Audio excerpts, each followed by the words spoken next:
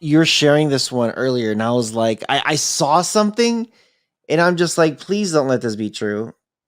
Please don't let this be another epic fail for the WWE. Um, but I guess I don't know. You got to give me some content on this, man. I saw a flash thing, and I think it was on my. You know what? It was an email. It was an email that I got because when I was testing out that Peacock app a while ago, when it first came out, and I was like, whatever. But it said WWE's network is on Peacock now. What? Hell yeah. Hell yeah. I don't even know what else to tell you about it, man. So I think we are in a time where the streaming world is becoming revolutionized. Actually, no, I'll take that back. It's becoming standardized because Netflix already revolutionized the streaming world. Now what we're seeing, it's becoming standardized, right? We have companies like AT&T and Comcast, which both have streaming content, right? They both have related content and platforms. We also have Disney Plus, right? But we're looking at the stock market. I mean, I spend a lot of time looking at the stock market. So I try to understand business trends with stock markets and stock markets with business trends. But we have Netflix being over $500 per stock, Comcast and AT&T at under 100, right? And now they're starting to pull back content and build their own streaming platforms.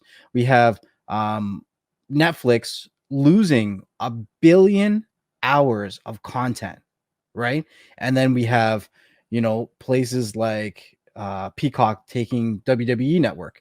We talked about Netflix. If they want to survive, if they could pick up things like the Comedy Network, because I think that would be huge if Netflix could pick up the Comedy Network, right? There's going to be a lot of transitions that companies are going to have to do when it comes to streaming to stay alive and relevant over the next year. I think this is going to definitely be big, but you know, 1 billion hours from a platform, that's no joke. That is no joke at all. I mean, as content creators, when you try to get monetized on YouTube, you have to have people that watch a minimum of 4,000 hours of watch time. And it's a struggle and a half.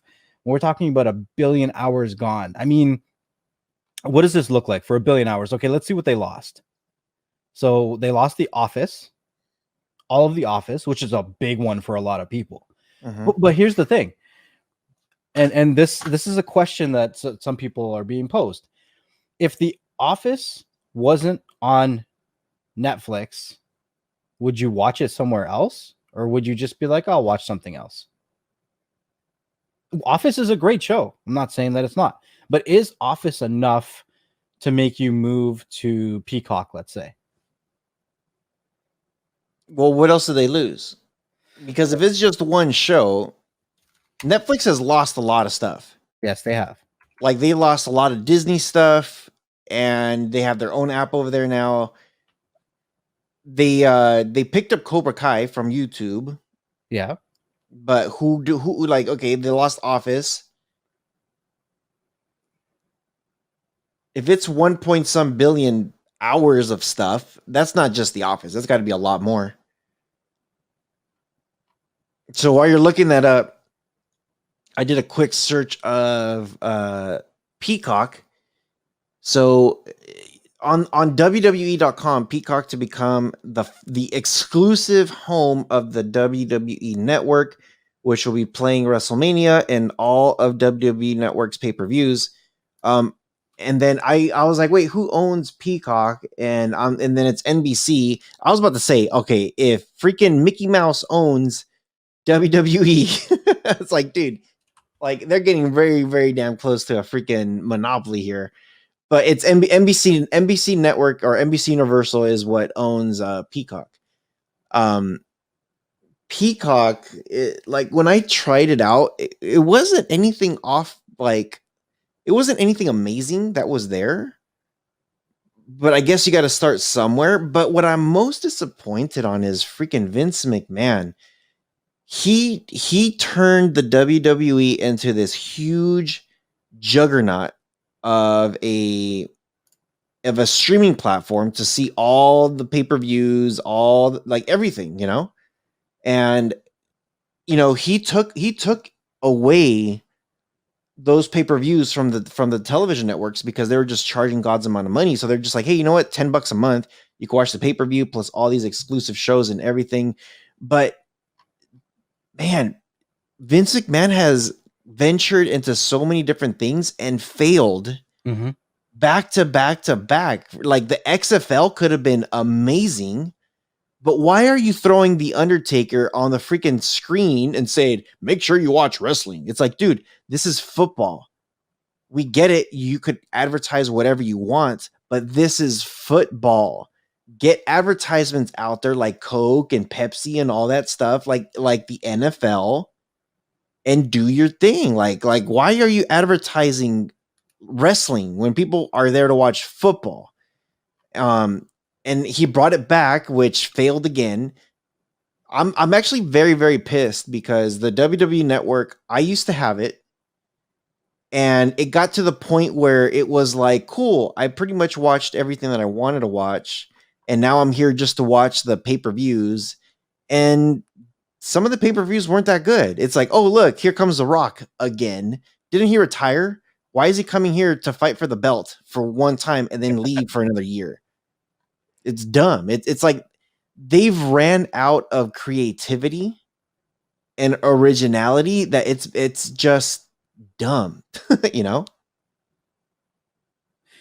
So I took a quick look. I couldn't really see a list of anything. It talks about 1 billion. Oh, it's 1 billion hours worth of content, but they just keep talking about watch time in most of the articles that I find. So I don't know. There's not really a list, and the list that I find is like not really relevant. Office is the biggest name on there, so I'm not going to try to beat a dead horse on that one. Like, look, guys, what we're like, don't listen to us if you don't have to. Like, you can do whatever the heck you want. The rule of thumb that everybody knows is 1 out of every 3 houses has Netflix. Like, if you don't own it, you're probably borrowing somebody's Netflix account. But these streaming companies will not feel the impact. Like Netflix is so expensive right now, and they and they're charging stuff up. Go explore. Like I challenge everybody, cancel your Netflix. Go look, dude. Okay, look, Disney Plus has an amazing deal right now. You can get Hulu, Disney Plus, and ESPN for like, it's either $11.99 or $12.99 a month. Crazy. Which is way better than Netflix's deal. And you get a grip ton of stuff. Especially with all the new shows that Disney is coming out with this year. A crazy amount of shows. Like, Disney is not just Disney anymore. They have Marvel. They have so many different branches they have.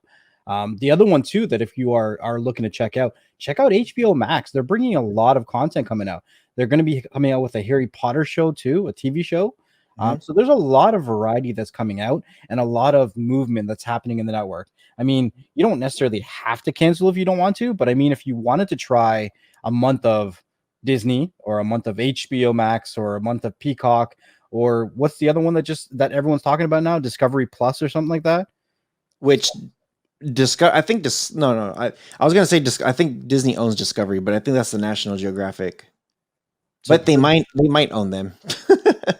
Disney owns just about everything. But yeah, like the only reason why I'm saying like get rid of your Netflix is because Netflix has been this huge juggernaut on stuff, and they can put out garbage and don't care about it. They don't. And now there's companies like HBO Max, Disney Plus. There's all these other companies that are coming out saying like, hey, we could do this better. We have this other stuff that's better. Give those companies a chance. But that's all we're saying. The only way Netflix is going to feel it and say like, okay, we need to start doing something serious because we've lost a lot of people. Hit them where it hurts, their pockets. Cancel your Netflix. I'm calling it. Canceling it right now. Gone.